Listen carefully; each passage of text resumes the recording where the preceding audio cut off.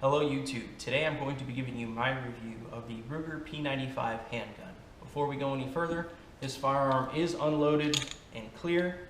The magazine has no ammunition in it. There is no ammunition present on the table. This firearm was made in 1996. It was one of the earlier P95 models. This gun, when it was new, retailed for $349 MSRP from Ruger, but you could find them around the $300 mark. Nowadays, this firearm is no longer in production. None of the P series are. This firearm was replaced by the SR9. This is a semi-automatic hammer-fired, not striker-fired gun. It is a full-size handgun chambered in a 9x19 Luger.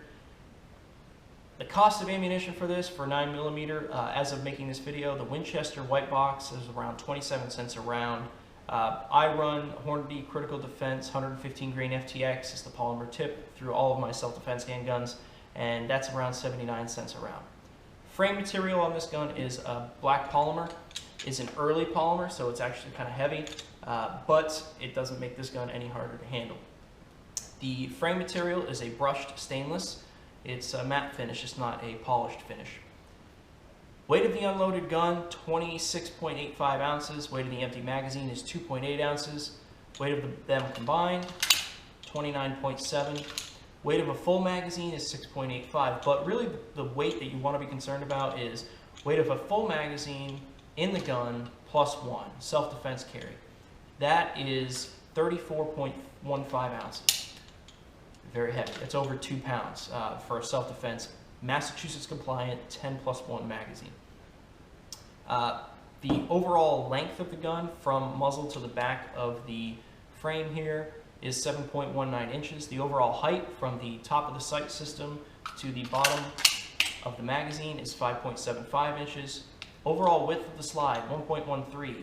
Overall width of the grip, 1.19. Widest part of the gun is the slide lock takedown lever, which is 1.44 inches. Barrel length, 3.9 inches with 1 in 10 twist. Magazine capacity, as I stated, this is a Massachusetts compliant, so it's 10 rounds, but they do make 15 and 17 round flush mount magazines for this firearm. They also make an aftermarket 30 round magazine for this firearm, which I own. I'll tell you more about that in a second.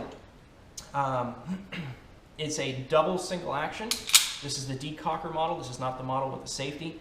Again, as I said, it's a 1996 model. There's no Picatinny rail on it. It doesn't have a safety. Simply rotating the ambidextrous Decocker lever, pulls the firing pin in, drops the hammer, you're in double action mode. Trigger pull in double action is about 9 pounds, and in single action, it is 4.5 pounds. The sight system on this is a 3-dot pinned front, windage adjustable rear metal sight system. You can get aftermarket sights for this, night sights, but that's about the only option that you can get for this firearm in its early model without the Picatinny rail. The sight material, as I said, is metal. The safeties are none. It's just a decocking lever, which some consider a safety. Intended purpose for this gun when it was made was kind of like an everyday carry, just a house gun, a home defense gun, maybe going to the range and shooting with it. There really wasn't any intended purpose for this to be a concealed gun. It's heavy, it's not small, but for myself, when I purchased this was my first handgun, I actually did conceal it. It really wasn't too bad as long as you wear it with the right clothing and in the right spot on your body. Options, well, night sights. That's about it, because there's no Picatinny rail.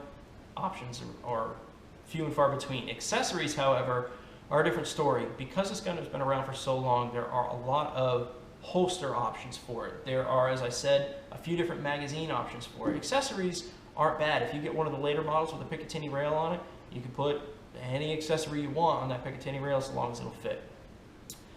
And finally, shooting. How does it shoot? This is the most accurate handgun that I have. Maybe that's just because it fits my hand great or whatever, but I shoot this gun better than I shoot any other handgun that I own.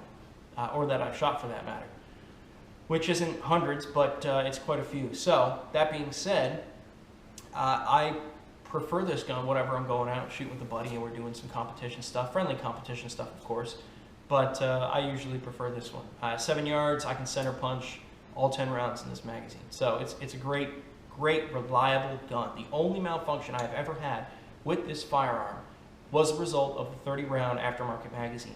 If you're running Ruger factory magazines through it, you're not going to have a problem.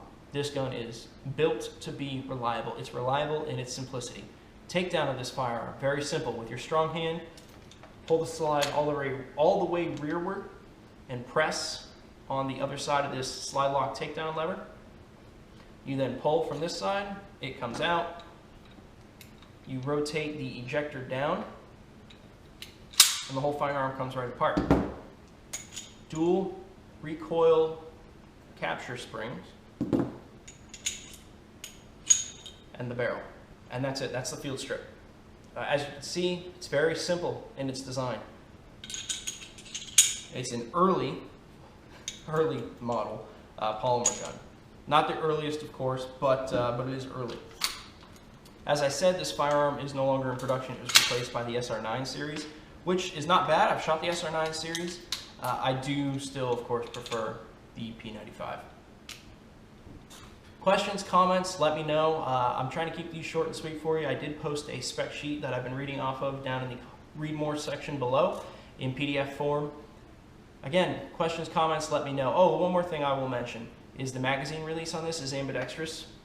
So on this side and on that side, it is not a push button, it is a push forward. So with the magazine in, pushing it simply does nothing. You actually have to pull it, or push it rather, forward. That's it. That's the Ruger P95 in a nutshell. I'm trying to keep these videos short for you. I know you have better stuff to do with your time than watch me necessarily, so I'm trying not to take up too much of it. Hope you found this interesting. Hope you found it informative. More reviews to come in the future. Thank you very much.